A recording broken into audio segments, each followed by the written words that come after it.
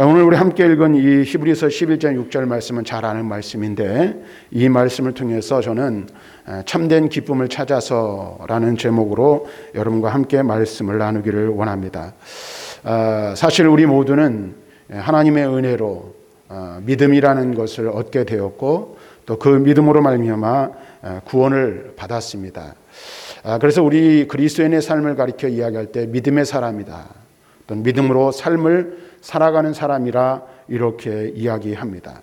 다시 말하면 그리스도인과 믿음이라는 것은 떼어놓을 수 없는 그러한 관계에 있다라는 이야기인 것이죠. 그래서 그리스도인 하면 믿음의 사람이고, 또 우리의 삶을 우리가 정의 내릴 때 믿음을 빼놓고 정의 내릴 수가 없습니다. 또한 우리는 인생에서 만나는 수없이 많은 문제들이 있는데, 그 문제들을 믿음으로 해결할 수 있음을 우리는 삶을 통해서 경험합니다. 그렇습니다. 이처럼 믿음은 우리의 삶에 있어서 매우 중요한 요소임에 틀림이 없다라는 것입니다. 그래서 오늘 저와 여러분들은 오늘 우리가 함께 읽은 이 말씀을 통해서 이 믿음에 대해서 우리가 다시 한번 생각해보는, 참된 믿음이 무엇이고 또 그 믿음을 통해 우리가 얻을 수 있는 것이 무엇인지를 함께 나누기를 원합니다. 어떤 성도들은 신앙생활을 하면서 그런 이야기를 합니다. 내가 이렇게 오래 믿었는데 신앙생활을 하는 중에 기쁨이 없다라는 말을 하는 것을 종종 들을 수가 있습니다. 분명하게 하나님을 믿고 또 교회에 등록도 하고 예배도 드리고 말씀 생활도 잘하는데 믿음 생활에 도무지 기쁨이 없다는 것입니다. 그렇다면 우리가 한번 생각해 보시죠. 여러분들이 오래 신앙생활을 하고 교회 출석을 하고 봉사활동도 하고 예배도 빠지지 않고 드리는데 기쁨을 경험하지 못한다. 매우 심각한 문제이죠. 그런데 우리가 한번 생각해 볼 필요가 있어요. 도대체 왜 그럴까? 나는 나 나름대로 잘 믿고 잘 생활한다라고 생각을 하는데 왜 기쁨이 없는 것일까? 우리가 이 부분에 대해서 한번 생각해 볼 필요가 있는데, 그것은 기쁨에 대한 잘못된 접근에 있기 때문이라는 사실을 알아야 한다는 것입니다. 특별히 많은 그리스도인들이 이와 같은 오류를 겪으며 살아가고 있는 것 또한 사실입니다. 그런데 우리가 이 믿음 생활 또 혹은 신앙 생활의 중심을 어디에 두느냐에 따라서 이 문제에 어려움을 겪게 된다라는 사실입니다. 대부분의 많은 그리스도인들이 이와 같은 오류를 겪고 있는데 우리도 마찬가지이죠. 그래서 우리가 먼저 알아야 할 것은 신앙생활은 누구를 위한 것인가 라는 것을 먼저 알아야 된다는 거예요. 우리 신앙생활은 누구를 위한 것인가를 아는 것이 왜 중요하냐면 우리의 삶에 참된 기쁨을 얻을 수 있느냐 그렇지 못하느냐가 바로 거기에 달려있기 때문에 그렇습니다.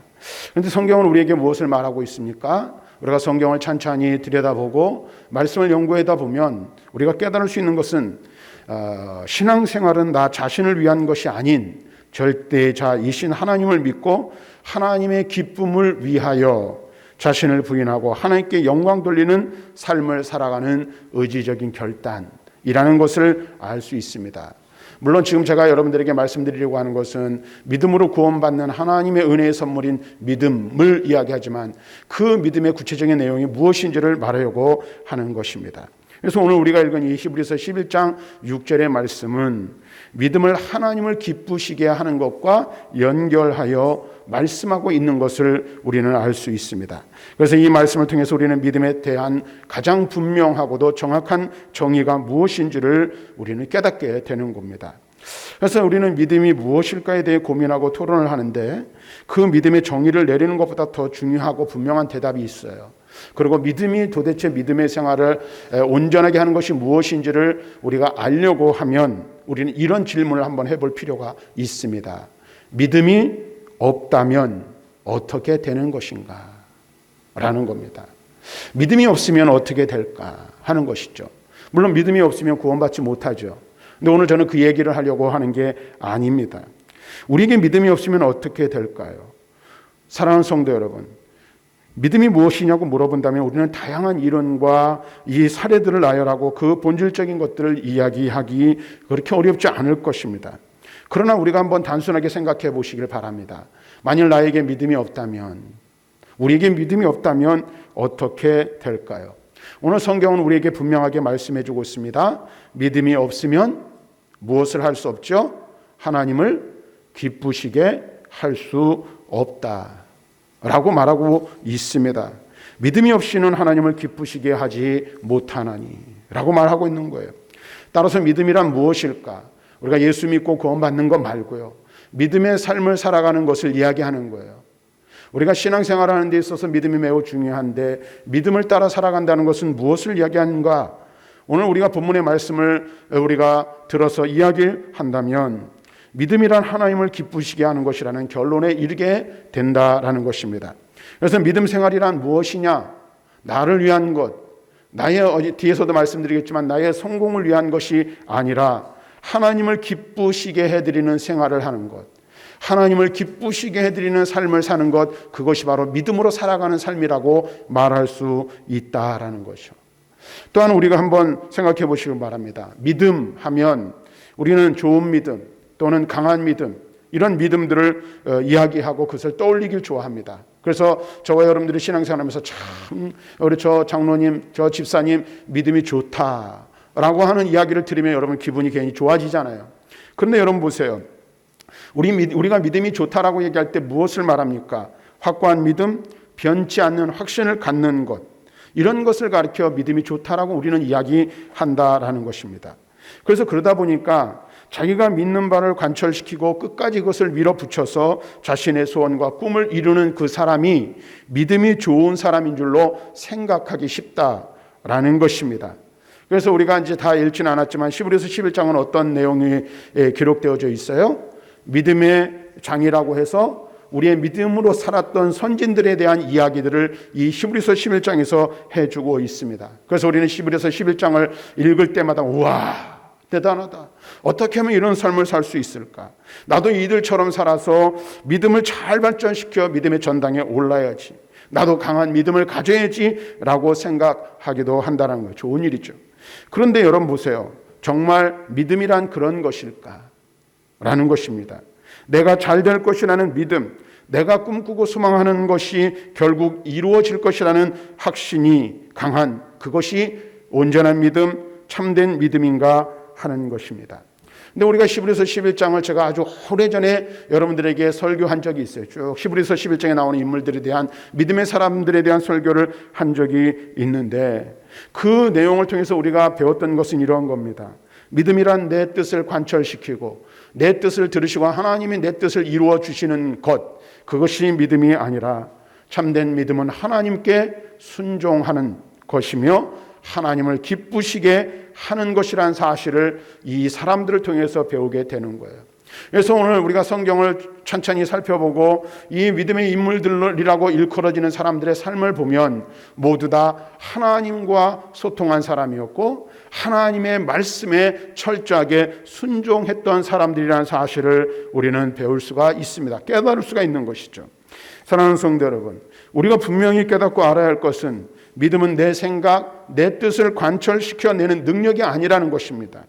믿음이란 어떻게든지 해서 하나님을 졸라서 내가 원하는 것을 기필코 얻어내는 그런 것이 아니라는 사실입니다. 만일 믿음이 그런 것이라면 우리는 예수 믿는 것보다 누구에게 찾아가는 게 더 쉬울까요? 무당에게 찾아가는 것, 세상의 미신을 믿는 것이 어쩌면 더 훨씬 쉬울지 모르겠습니다. 왜 그래요? 소위 말해서 무속신앙을 하는 사람들은 사람들의 소원을 위해 빌어주는 것에 전문이잖아요. 그렇죠? 그래서 여러분들 제가 한번 수요일날 설교를 하면서도 그런 예를 들은 적이 있는데 요즘 보면 유튜브들 많이 보시잖아요. 근데 유튜브 무당들이 난리라는 거잖아요. 유튜브에 무당들이 난리예요. 그래서 유튜브를 보다 보면은 기가 막히게 점을 쳐가지고 그 사람들의 문제와 고민들을 알아차리는 그런 무당들이 있다는 거예요. 그래서 그 사람들을 전화통화하고 연결하면 300만 원짜리, 500만 원짜리, 1000만 원짜리 굿하면 문제가 다 해결된다 그래요. 그러니까 소위 말해서 우리가 우리의 뜻을 이루고 우리의 소원을 성취하는 것이 좋은 믿음이라면 굳이 하나님을 찾지 않아도 될지 모르겠어요. 왜냐하면 세상에 그러한 일들을 이룰 수 있는 방법은 다양하기 때문에 그렇습니다. 그런데 기독교의 믿음 생활이라고 하는 것이 잘못하면 마치 미신처럼 될 수 있다는 것을 여러분들 잊어버리면 안 되는 거예요. 놓쳐서는 안 되는 거예요. 그래서 우리는 이렇게 이야기를 해요. 목사님 저도 마찬가지예요. 때때로 우리는 어떤 일들, 어려운 일들을 만나면 이렇게 말합니다. 무조건 기도해 주실 거야. 기도합시다. 기도하면 이루어 줄 거야. 문제가 해결될 거야. 기도해서 안 되면 뭐 해요? 예배 나와야 돼. 그래서 안 되면 어떻게 해? 새벽 기도해. 새벽 기도 해도 안 돼. 그럼 특별 새벽 기도, 작정 새벽 기도를 해봐. 혹은 또 그런 얘기들을 하는 분들도 계세요. 좀 특별 헌금을 좀 드려봐. 봉사를 좀 더 하든지 뭔가 크게 헌신해봐 등등 우리의 어떤 인간적인 행위와 노력을 기울여서 무언가를 문제를 해결하려고 하는 제스처를 한다든지 그런 것들을 요구하는 경우들이 있다라는 거예요. 그리고 그런 것들이 마치 우리의 믿음을 평가하고 우리의 믿음을 반영하는 것처럼 여길 수 있다라는 거예요. 그런데 성경이 말하는 믿음은 그런 것이 아니란 사실을 분명히 알아야 돼요. 이렇게 이야기하는 신앙인들이 참 많이 있는데 이것이 세상의 무속신앙과 다를 바가 무엇이 있습니까? 복채에 많이 갖다 바치고 300만 원짜리 500만 원짜리 안 되면 1000만 원짜리 그 이상의 이 굿을 하면 나아질 수 있다라는 희망을 가지고 갖다 바친다면 그것이 세상의 무속신앙과 다를 바가 무엇이 있냐라는 거예요. 또 이럴 수 있죠. 여러분들 우리가 신앙생활하면서 근데 이게 지금 이 종이 한 장 차이인데 교회 안 빠지고 잘 나오면 믿음이 좋은 걸까요? 제가 이 말 했다고 이제 교회 안 나와도 되겠다 이렇게 여러분 생각하시면 안 돼요. 믿음이 좋은 분들은 절대로 예배를 소홀히 여기지 않죠. 그러나 교회에 안 빠지는 것이 믿음이 좋다는 증거가 되는 것은 절대 아니라는 것입니다. 어떤 분들은 이 성품이 성실한 분들이 계세요. 그래서 한번 신앙생활을 하고 교회에 출석하면 빠짐없이 하는 분들이 있어요. 약속을 잘 지키는 분들이 있어요. 그런데 이 교회에서 실수를 하는 것들 중에 하나가 뭐냐면 주신자가 주일에 안 빠지고 계속해서 나와요. 그리고 수요 예배도 나오고 새벽기도 나오고 구역 예배도 빠지지 않아요. 그럼 그 사람 믿음이 좋다고 인정을 해줘요. 그래서 뭐 합니까? 직분도 주고 일도 맡깁니다. 그 사람은 단지 어떤 면에 있어서는 믿음보다는 성격이 좋고 성품이 좋은 사람일 수도 있는데 말이죠. 자, 그래서 교회를 맡기다 보니까 어떤 경우들, 어떤 이 도시의 큰 교회들은 어떤 일이 생기냐면 이 믿음이 안 되는데 출석 잘하는 것 때문에 직분을 맡겼더니 그것 때문에 어떻게 해요? 그것을 감당하지 못해서 넉다운이 되는 경우들이 있다라는 거예요. 그래서 나가 떨어지는 거죠. 그럼 또 사람들은 뭐라고 말합니까? 저 사람 저 믿음 좋은 줄 알았는데 아니었네? 이렇게 이야기한다는 거예요. 그래서 뭘 탓해요? 그 사람을 탓하는 것이죠. 그것은 결국 어떻게 되면 다 같이 손해보는 결과를 낳게 되는 거예요. 사람의 믿음이 좋다고 평가하는 것, 그것은 누구 탓일까요? 상대의 탓이 아니라 우리 탓이라는 걸 알아야 돼요. 겉모습만 보고 사람을 평가하기 때문에 그래요. 믿음이라는 것이 무엇인지 잘 알지 못하고 믿음을 평가하기 때문에 그렇다라는 것입니다. 오늘 우리가 읽은 이 말씀을 통해서 참된 믿음, 온전한 믿음이 무엇이라고 성경 기자는 우리에게 말씀해 주고 있습니까? 믿음은 사람을 기쁘게 하는 것이 아니라 하나님을 기쁘시게 하는 것이다. 하나님을 기쁘시게 하는 것이 믿음이에요. 그래서 여러분 보세요. 우리가 주일 예배를 잘 드리고 모든 교회 활동도 잘하는 것도 여러분 보세요. 내 믿음을 증거하기 위해서 하는 게 아니에요. 내 믿음을 드러내기 위해서 하는 게 아니라 뭐예요? 목적이 뭐예요? 하나님을 기쁘시게 해드릴 수 있다면 주일 예배도 잘 드리고 봉사 생활도 잘하고 헌금 생활도 잘하는 거예요. 그것이 하나님의 기쁨이 될 수 있다면 그렇게 하는 거예요. 이웃을 사랑하고 섬기는 것도 결국은 뭐예요? 하나님을 기쁘시게 해드리기 위해서 하는 것이란 사실을 분명히 알아야 돼요. 다시 말하면 앞뒤가 분명해야 된다는 거예요. 무엇이 중요한지 핵심 포인트를 알아야 된다는 거예요. 참된 믿음은 내 중심, 나를 기쁘게 하는 것, 나의 유익을 위해서 구하는 것이 아니라 하나님을 기쁘시게 하기 위해 행하는 모든 것들이라는 사실을 우리는 분명히 알아야 합니다. 그래서 여러분 우리가 주일 오후마다 소요리 문답을 지금 하는데 맨 처음에 소요리 문답을 여러분들 공부할 때 무엇을 배웠어요? 세례를 여러분 받을 때도 세례 공부를 할 때 우리가 맨 처음에 나오는 문항이 뭐예요? 사람의 제일 되는 목적이 무엇입니까? 사람의 제일 되는 목적이 무엇인지, 그것은 다시 말하면 우리가 믿음을 가지고 살아가는 사람들의 삶의 목적이 무엇인지를 우리들에게 가르쳐주고 있어요. 그 답이 뭐죠? 하나님을 영화롭게 하는 것과 영원토록 그를 즐거워하는 것입니다. 사람의 목적, 우리가 인생을 살아가고 믿음의 삶을 살아가는 삶의 목적, 믿음의 목적은 뭐예요? 하나님을 영화롭게 드리는 거예요. 영원토록 그분을 즐겁게 하는 거예요. 그분 안에서 즐거움을 얻는 거예요. 이것이 참된 신앙생활이고 인간의 참된 목적이라는 사실을 우리는 분명하게 알아야 하는 것입니다. 오늘 본문의 말씀을 자세히 한번 여러분 보세요. 나 자신을 기쁘게 하지 않고 오직 뭐예요? 하나님을 기쁘시게 하는 것. 그것이 믿음이라는 것이라고, 믿음 생활이라고 말하고 있다라는 것입니다. 그렇게 우리는 우리의 이기적인 욕심으로 가득 찬 인간적 본성을 넘어서는 것, 그것이 믿음이라고 말할 수 있는 것입니다. 우리의 마음은 항상 어떻게? 자기중심적이에요. 자기 위주자의 사람은요, 뭐든지 자기 중심으로 생각하고 자기 중심으로 판단하고 자기 중심으로 모든 일들을 해석하려고 해요. 그래서 똑같이 우리가 함께 대화를 나누는데도 어떻게 해요? 이 필터링이 되는 거예요. 걸러지는데 뭐가 걸러져? 자기 중심으로 걸러져요. 그래서 내가 해석하고 싶은 대로 받아들이고 말하는 거죠. 그런데 믿음은 그게 아니라는 거예요. 나 중심에서 벗어나 누구 중심으로 옮기는 것? 하나님 중심으로 옮기는 것이 믿음 생활의 온전한 모습이라 말할 수 있습니다. 우리가 믿음을 가졌다는 것은, 우리가 하나님을 믿는 자녀가 되었다는 그것은 우리의 삶의 기준이 달라졌다는 것을 의미하는 거예요. 이제는 우리가 예수를 알고 구원받기 이전에는 우리 자신이 우리의 삶의 중심이었어요. 그렇죠? 모든 것이 나를 중심으로 해서 온 우주가 돌아가는 거예요.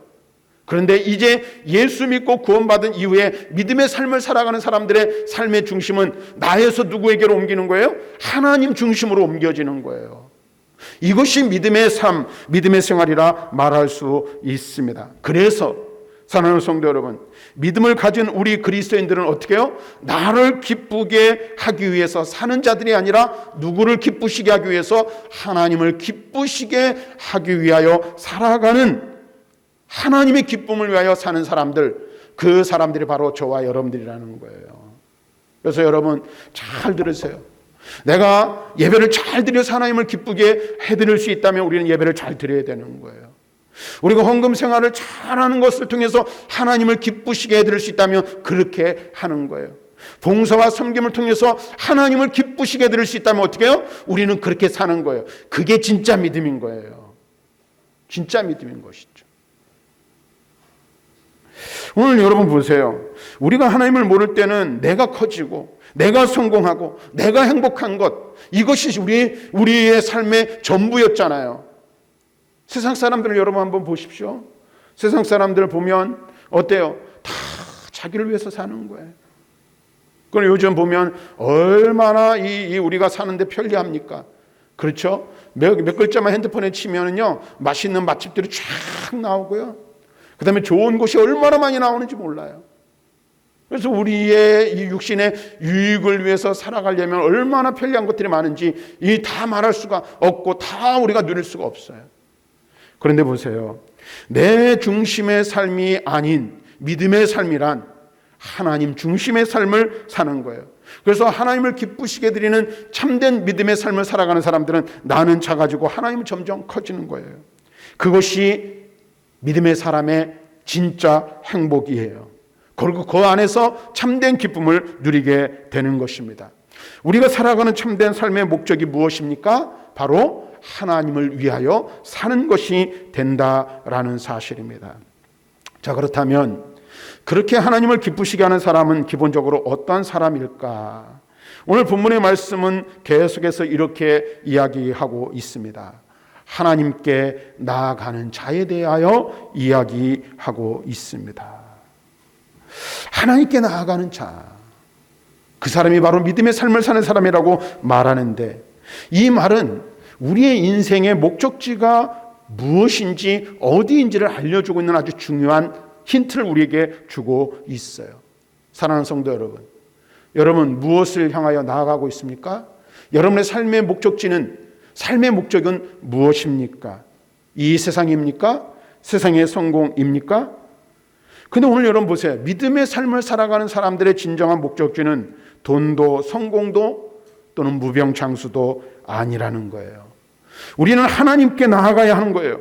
우리의 삶의 목적은 누구입니까? 하나님뿐이어야 한다라는 것입니다. 다시 말하면 우리의 삶의 초점을 하나님께 맞추고 우리의 삶의 목적지를 하나님께 맞추고 나아가는 것입니다. 예를 들면 여러분 이런 게 있죠. 요즘은 차들이 다 좋게 잘 나와서 내비게이션이라는 것들이 달려 있어요. 내비게이션에다가 목적지를 정해 놓으면 어떻게 하죠? 이 내비게이션이 길을 안내해 줘요. 근데 여러분 보세요. 내비게이션의 목적지를 정해놓고 그 목적지를 향해 가다가 잘못 길을 들어요. 그럼 어떻게 하죠? 내비게이션이 띵동 띵동 띵동 길을 잘못 들었다고 안내를 해주는 거예요. 여러분 보세요. 우리가 인생의 목적지를 정해놓고 삶의 목적지를 정해놓고 나아가야 하는 것입니다. 우리의 삶의 목표를 분명하게 정하고 나아가야 하는 거예요. 여기서 우리가 깨달아야 할 중요한 것은 하나님께 나아가야만 우리의 연약함과 우리의 더러움이 보인다는 것이죠. 우리가 세상을 향해 나아가면 우리가 비교적 깨끗해 보여. 그래서 제가 여러분들에게 가끔가다 그런 말씀 드리잖아요. 여기 이렇게 예배당 나와 앉아 계신 분들 다 면면을 살펴보면 참 신령하고 거룩한 분들이에요. 그리고 여기 있는 우리 성도들 을 보면 세상에 나아가면 모자라거나 뒤처질 만한 분들은 아무도 없습니다. 다 살만하시고 다 인정받는 분이시고 다 다른 사람과 비교해 볼 때 정말로 점잖고 참 멋있는 분들이 있어요. 세상에 나가면 우리가 뒤처질 게 아무것도 없어요.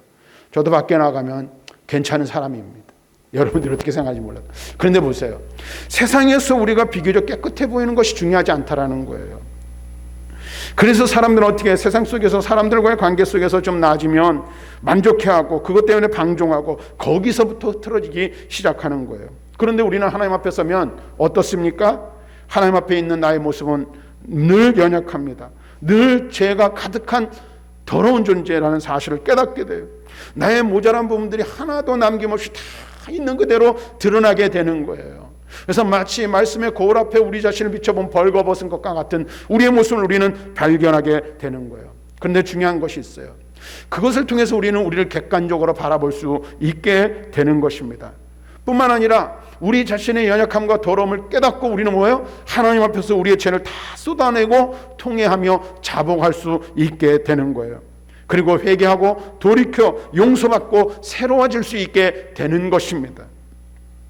그래서 우리는 하나님 앞에 나아가야 하는 거예요. 하나님 앞에 나아갈 때 우리의 실체, 우리의 실존을 깨달을 수 있는 거죠. 우리가 어떤 존재라는 것을 알 수가 있는 거예요. 그런데 하나님을 멀리 떠나면 어떻게 해요? 멀리 떠날수록 나 스스로에 만족하고 내가 얼마나 괜찮은 존재인지를 아는 거예요. 그렇게 되면 결국 어떻게 해요? 방탕하고 방종하다가 그렇게 멸망하게 된다는 사실을 분명히 알아야 되는 거예요. 그래서 우리는 날마다 우리 인생의 목적지를 어디에 두고 하나님께로 두고 하나님을 향하여 나아가는 자가 되어야 하는 거예요. 이게 믿음의 생활이라는 사실을 분명하게 아시기를 바랍니다. 이어서 오늘 본문의 말씀은 우리에게 믿음의 구체적인 내용을 가르쳐 주는데 이렇게 말하죠. 반드시 그가 계신 것과 그가 또한 자기를 찾는 자들에게 상 주시는 이심을 믿어야 할지니라. 이렇게 말하고 있어요. 하나님께 나아갈 때 우리가 믿어야 할 두 가지가 있는데 하나님이 계신 것, 그리고 하나님이 자기를 찾는 자들에게 상 주시는 분이라는 것을 믿는 것이라고 말하고 있습니다. 하나님이 계신 것을 믿는 것은 무엇을 말할까? 하나님이 계신 것, 그래 하나님이 계셔라고 말로만 말하는 것을 말하지 않아요. 이것은 인격적으로 믿는 것을 말하는 것입니다. 살아계신 그분과 인격적인 교제를 나눌 수 있고 또 늘 교제하며 살아야 하는 것을 말하고 있는 겁니다. 여러분 보세요. 하나님은 말하지 못하는 우상이 아닙니다. 살아서 말씀하시는 인격체이시기 때문에 우리는 그분과 늘 교제해야 합니다.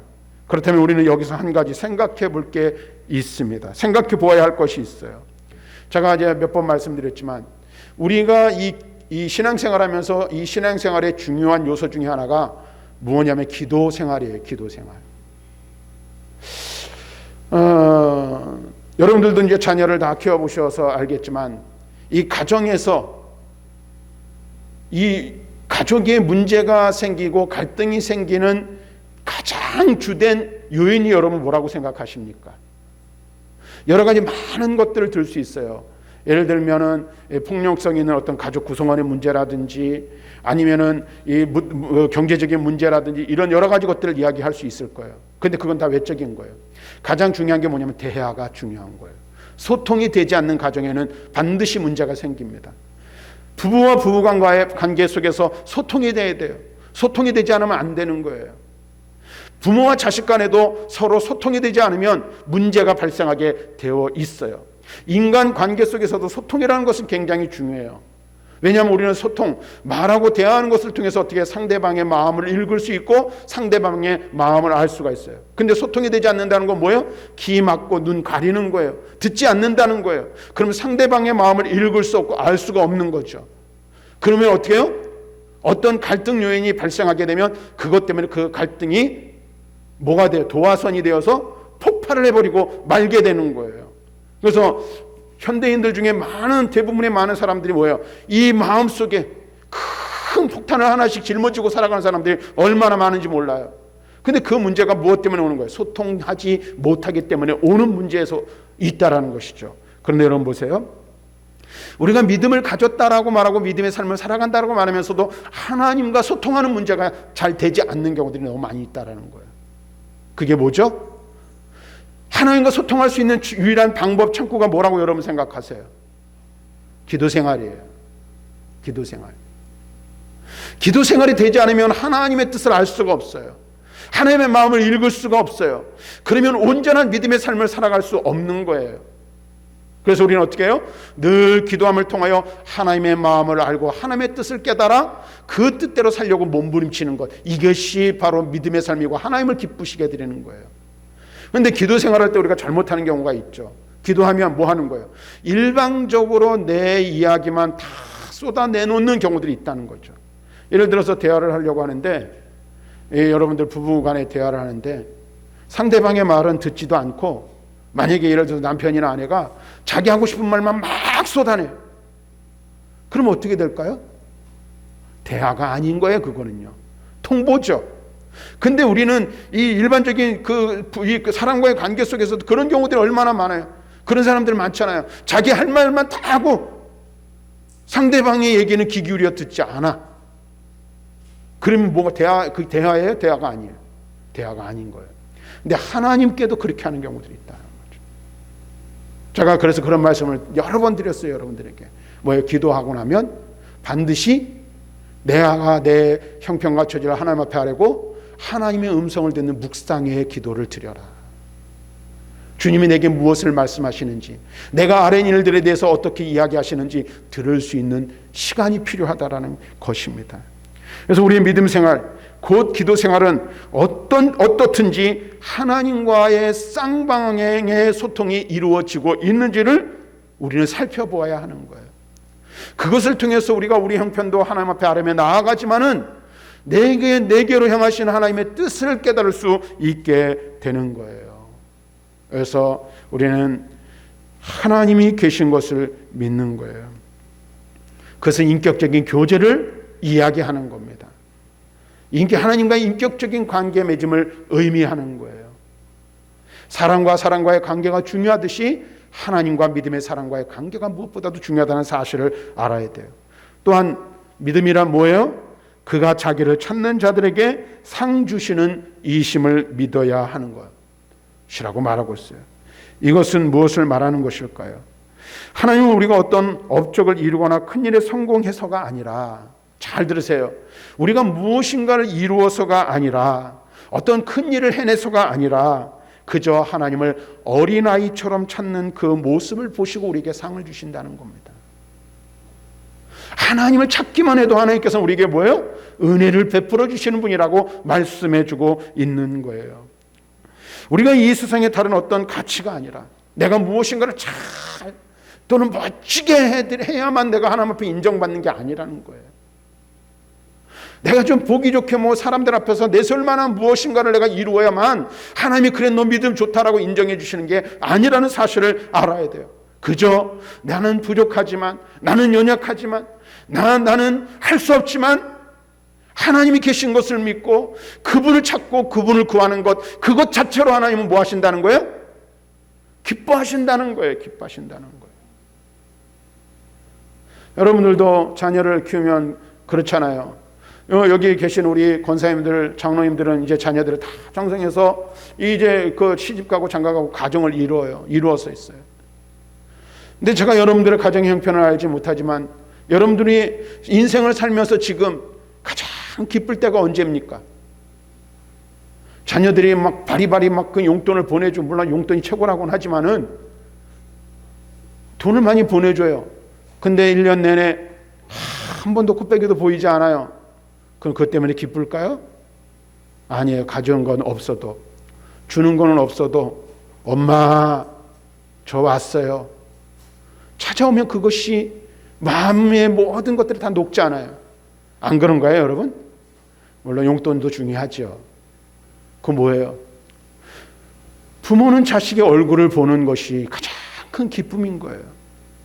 우리 하나님의 기쁨도 바로 그런 것이라고 저는 생각을 해요. 하나님 앞에 얼굴을 보여주는 거예요. 하나님을 찾는 거예요. 하나님을 구하는 거예요.